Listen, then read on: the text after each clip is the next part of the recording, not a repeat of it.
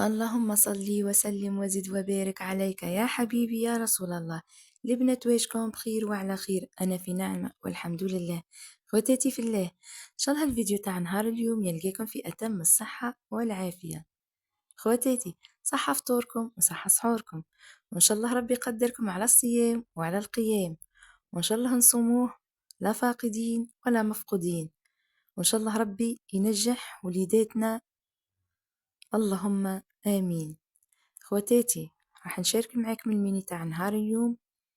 ندير معاكم تحلية باردة وطريقة صنع شوربة فريك وتاكوس وصوص نتاع جلبانة. وكما سبق وقلت لكم هذا راهو تابع للفيديوهات الزوز الأولى، كان جاني طويل وليت قسمته على 3. ما نطولش عليكم مباشرة ذكر المقادير مع طريقة التحضير. أول حاجة نبدو به هي شوربة فريك. هنا عندي لي كوتليت، وعندي 2 مغارف كبار نتاع طماطم كونسونطري، 3 مغارف كبار بصل، 5 مغارف زيت، وزنجبيل وكركم وبابريكا حارة. نقلي كلش مع بعضه. من جهة أخرى صوص جلبانة، عندي صدر الدجاج كنت غسلته وضفت له الجلبانة كما تشوفوا معايا، سنينات تاع ثوم وزنجبيل وكركم وبصل وزيت، ونخلط كلش مع بعضه. هنا البنات لاصوص تاع الجاري يتقلى من جهة ولاصوص تاع الجلبانة يتقلى من جهة.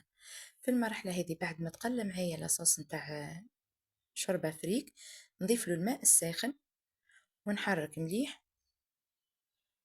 ونقفل عليه لاكوكوت. البنات هنا ما حبيتش نكثر الزيت على خاطر ليكوت راهو فيهم الزيت. نقفل لاكوكوت ونخليهم يطيبوا. من جهة أخرى نقلي الجلبانة مليح مليح كما راكم تشوفوا معايا، ونقلب صدر الدجاج. البنات صدر الدجاج هذا رايح نحيه من بعد ونفرسي به تاكوس، نضيف له مكونات أخرى ونفرسي به تاكوس. هنا الجلبانة تاعي كما تعودتوا عليا نقلها مليح مليح. لو طول تقلت معايا مرقتها بالماء الساخن ونقفل عليها ونخليها تطيب على نار متوسطة. هنا البنات لاصوص نتاع الشوربة فريك صاي طاب معايا. كما قلت لكم شوفوا البنات هاك الكوش الفوقانية هذيك نتاع ليدام ما كثرتش ياسر زيت. هنا البطاطا هذيك راهي تاع التاكوس، وهنا الكمية نتاع الفريك كنت سومتها وغسلتها مليح وضفتها للكيكوت. هنا البنات نحركو مليح كما نعرفو نحنا الفريك راهو ثقيل، لو طون تحطيه يهبط لتحت لازمتنا نحركوه ونقفلش عليه الكوكوت ونخليه على نار هادية يطيب سلة سلة. هذا شوربة عفوا الجلبانة صوص جلبانة طاب معايا، والدجاج نحيته طاب حتى هو رايحة نفتفتو ونضيف له مكونات ونعمر به التاكوس. هذا ورق التاكوس كنت درتهم، ما حبيتش يعني نشارك معاكم طريقة صنعه لأنها طريقة راهي موجودة في الفيديو السابق. البنات شوفوا معايا بسم الله ما شاء الله، حبة كاملة نحكمها ونعبزها بيدي ونطبقها ونعاود نحلها وترجع كيما كانت، لا تتقطع معانا ولا تتفتفت وما يصرى لها والو صدقوني. لا روسيت نتاع صنع عجينة أوراق التاكوس نتاعي راهي ناجحة 100%. البنات هنا ساعة على ساعة هكا ونحركو مليح الشوربة نتاعنا باش ما تلصقش. كما قلت لكم راهي على نار قليلة. هنا البنات رايحين نخدمو مع بعضنا التحلية الباردة. أول حاجة نديروها نجيب شكارة تاع حليب. أنا عندي كريمة البيستاش منزلي، وعندي لارون بيستاش والسكر، وعندي نشا. واش نديرو هنا بارد في بارد نضيف 5 مغارف نشا على الحليب، ونضيف له 2 مغارف نتاع كريمة البيستاش. البنات هنا تحبوا تعوضوا كريمة البيستاش ولا رم تاع البيستاش كاين تعوضوه بفانواز نتاع البيستاش راهو يتباع. كيما قلت لكم كلش بارد في بارد. شكارة حليب، 5 مغارف نتاع نشا، 2 مغارف لاباط نتاع البيستاش، وقيس مغرفة صغيرة نتاع لاروم بيستاش، و3 مغارف سكر. هنا البنات مشني مكثرة السكر لاني رايحة ندير الطبقة الاولى كيكة راهي حلوة، ونزيد نضيف الشونتيي راح يتخلط بالشونتيي راح تجينا حلاوة ياسر. هنا لازم نكونوا محافظين على توازن نتاع السكر باش تجي قيس قيس، ما هي زايدة ما هي ناقصة. هنا حطيت كلش فوق النار وبديت نحرك بالتحريك المستمر حتى نتحصل على القوام هذا الثقيل. وكيفاش تعرفي باللي راهي صاي سي بون الخلطة نتاعك راهي ناجحة؟ ديري رقم 8 ما طابتش معاك، هنا حطها على جهة. البنات رايحين نحضروا دركا الكيكة. عندي 3 بيضات و5 مغارف سكر، نضيف ليهم 3 مغارف زيت، ونضيف ليهم 3 مغارف حليب. انا راني نسرع البنات، 5 سكر، 3 حليب، و3 زيت.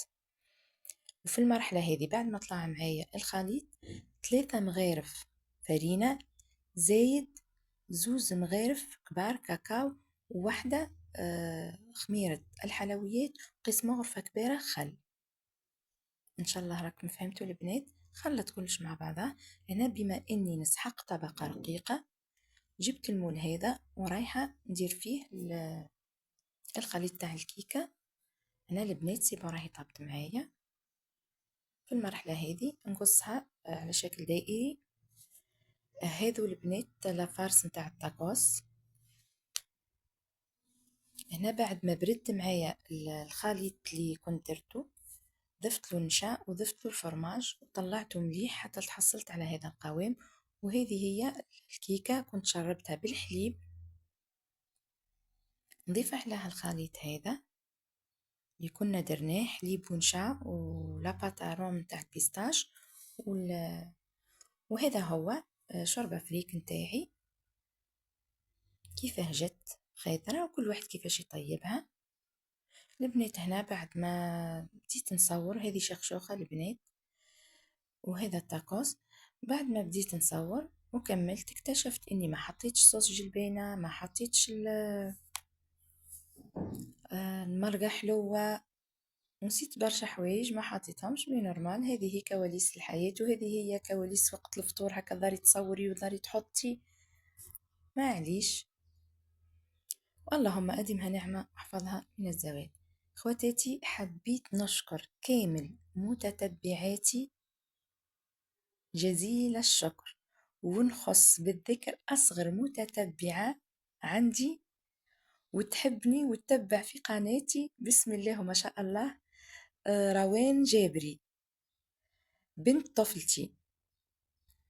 البنات في المنطقة في الولاية اللي رانا نسكن فيها أنا، ولايتي بسة، نقولوا الأخت الزوج نقولوا لها طفلتي، وفي بعض المناطق يقولوا لوزتي ويقولوا سالفتي. نحنا في تبسة أخت الزوج نقولوا لها طفلتي، وروين هذه هي بنت طفلتي يعني بنت أخت الزوج.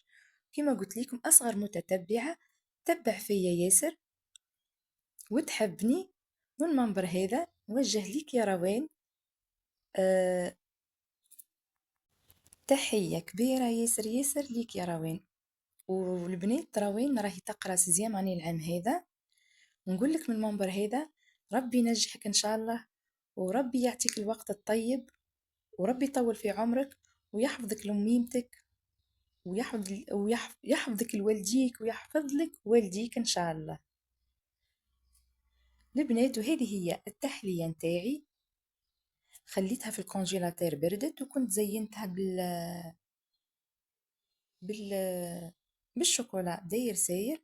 صدقوني جت كيكة بسم الله وما شاء الله. راهي البنات تتقدم باردة، وان شاء الله في الايام المقبلة ندير معاكم نتاع الكراميل ونتاع الشوكولا ونتاع الفريز، ورايحة نقصها معاكم.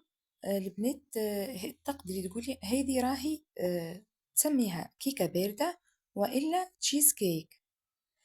هنا البنات شفتوا الطبقة الأولى أنا درتها كيكة، مي كاين اللي يديرها جاتو يرحيه ويضيف له الزبدة الذايبة ونديرو كقاعدة أولى. إن شاء الله كما قلت لكم في الأيام المقبلة راح نشارك معاكم قلب اللوز، نشارك معاكم برشا حوايج، وجاي العيد إن شاء الله نزيد نشارك معاكم الجاتو نتاع العيد. وما بقى لي غير نقول لكم استودعكم الله وإياكم. سلام غالية.